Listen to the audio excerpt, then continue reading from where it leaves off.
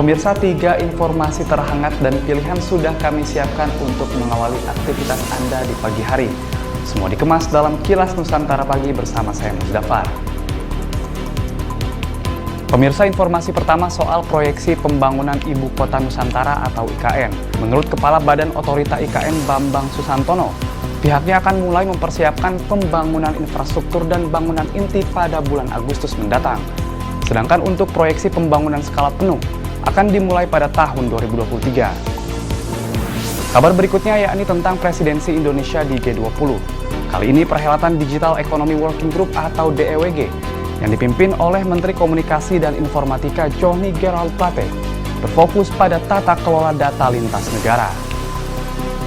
Masih soal hajat internasional, pada persiapan acara olahraga Asia yakni ASEAN Para Games 2022, pihak penyelenggara ASEAN Para Games memilih wayang kulit Raja Mala untuk dijadikan sebagai cenderamata bagi atlet dan ofisial yang akan bertanding di kota Solo. Tak tanggung-tanggung, total wayang yang akan dibagikan yakni sebanyak 2.600 unit. Berikut informasi selengkapnya. Pembangunan Ibu Kota Nusantara atau IKN Nusantara akan dimulai pada tahun 2023. Meliputi pembangunan infrastruktur dan bangunan inti dalam skala penuh, termasuk bangunan-bangunan inti. Untuk itu, pada bulan Agustus mendatang, jelas Kepala Otorita IKN, Bambang Susantono, saat memberikan keterangan usai rapat terbatas di Istana Kepresidenan Jakarta pada 20 Juli, pihaknya mulai mempersiapkan konsolidasi lahan, akses logistik, dan berbagai persiapan. Sehingga rencana konstruksi awal IKN Nusantara diharapkan dapat realisasi mulai bulan Agustus mendatang. Selain itu, pihaknya, kata Bambang, juga akan mulai menjajaki pasar untuk menampung beberapa keinginan dari elemen-elemen masyarakat yang ingin berpartisipasi dalam pembangunan IKN, agar dapat tercipta sebuah ekosistem perkotaan yang layak huni. Dan itu target kami di 2024. Sehingga nantinya satu komplit, satu ekosistem perkotaan yang komplit dari fasilitas pendidikan, fasilitas kesehatan, fasilitas sehari-hari.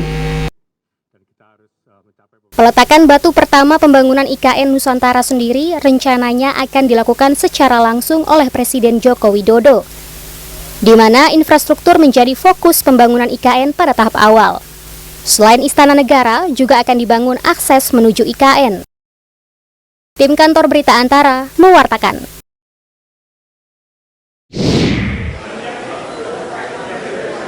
Pertemuan para delegasi G20 dalam gelaran Digital Economy Working Group DEWG di Labuan Bajo, Nusa Tenggara Timur dilakukan secara tertutup pada Rabu 20 Juli 2022.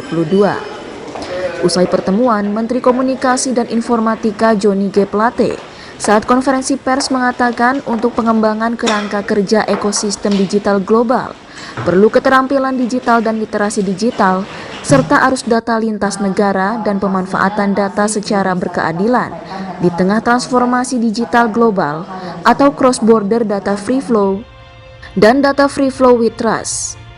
Menkominfo menjelaskan dunia tidak lagi bisa menghindari masa depan yang kian bertumpuk pada pemanfaatan data oleh berbagai institusi, baik pemerintah maupun sektor swasta.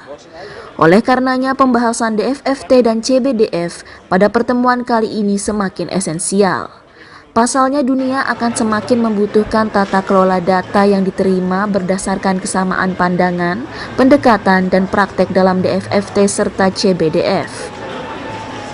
Pengakuan terhadap aspek-aspek tersebut tidak hanya bermanfaat dalam pemulihan ekonomi dunia semata, namun juga mendorong terciptanya sebuah sinergi dan kolaborasi yang konkret untuk mewadahi perkembangan inovasi digital atau inovasi teknologi digital secara komprehensif.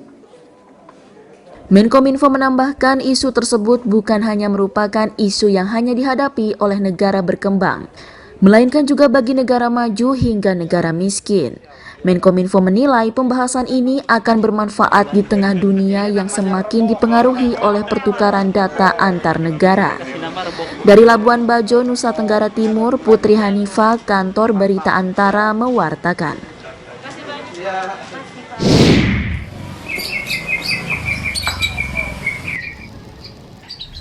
Wayang kulit Rojomolo akan menjadi cenderamata resmi ASEAN Para Games ke-11 tahun 2022 di Solo.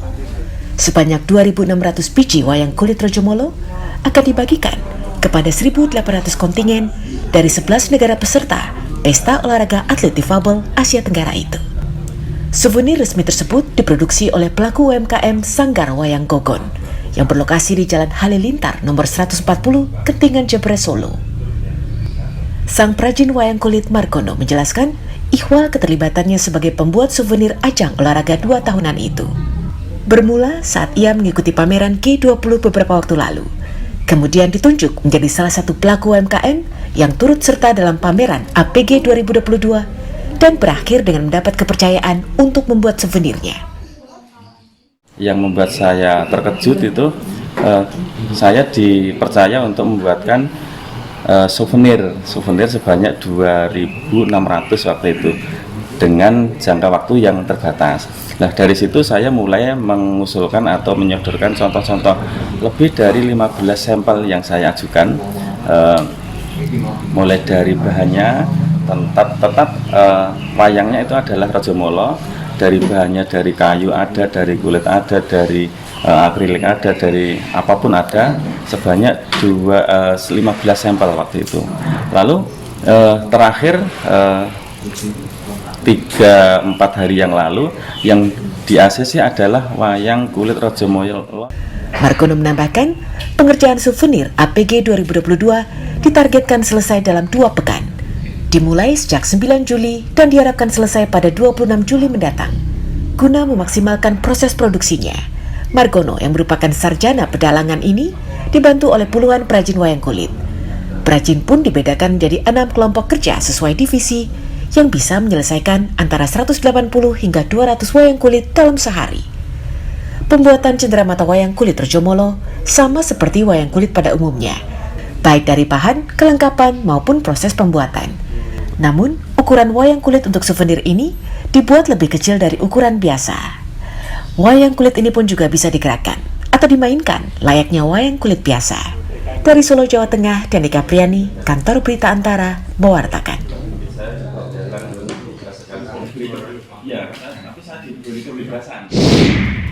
Pemirsa, 3 kabar pilihan Kamis pagi ini telah Anda saksikan. Dengan terselenggaranya beberapa perhelatan internasional di tanah air, membuktikan Indonesia mampu dan bangkit dari dampak pandemi. Bagi pemirsa yang tak ingin ketinggalan kabar terkini lainnya, Anda bisa mengaksesnya di laman antaranews.com, YouTube Antara TV Indonesia, dan juga kanal UCTV. Malam nanti kami akan kembali menyapa Anda dengan kabar terhangat di Kilas Nusantara Malam pukul 20 waktu Indonesia Barat. Selamat beraktivitas dan sampai jumpa.